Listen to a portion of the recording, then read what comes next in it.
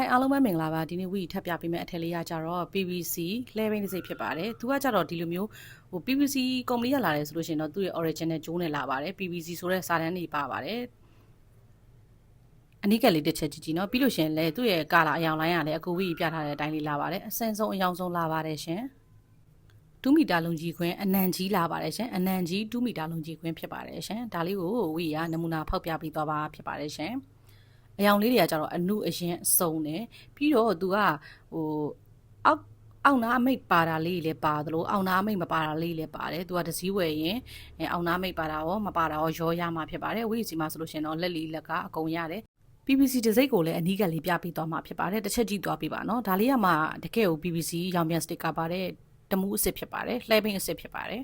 တစ်ထည်ချင်းစီကိုလည်းဝီရဖြန့်ပြပေးသွားတာဖြစ်ပါတယ်ရှင်တစ်ချက်ကြည့်ကြည့်ပေးပါအောင်ရှင်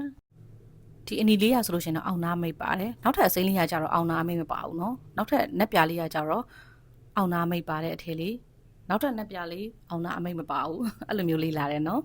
ပြီးတော့ဝိရပြောချင်တာကဆယ်တယ်ကိုဟိုလက်ကားဈေးပေးတယ်ဒါပေမဲ့တစ်ခုရှိတယ်ဆယ်တယ်ကိုစိတ်ကြိုက်အစဉ်ရွေးဝယ်လို့ရတယ်လက်လီဈေးနဲ့မဟုတ်ဘူးလက်ကားဈေးနဲ့ဆယ်တယ်ကိုဆယ်တယ်အထီကိုပေါ့နော်စိတ်ကြိုက်ရွေးလို့ရတယ်ငားတယ်ဆိုလဲစိတ်ကြိုက်ရွေးလို့ရတယ်ဆယ်တယ်နဲ့အထက်25တဲ့တစည်းတို့20တို့ဆိုရင်တော့ဝိရအစဉ်ဆုံးအရောင်ဆုံးထည့်ပေးတယ်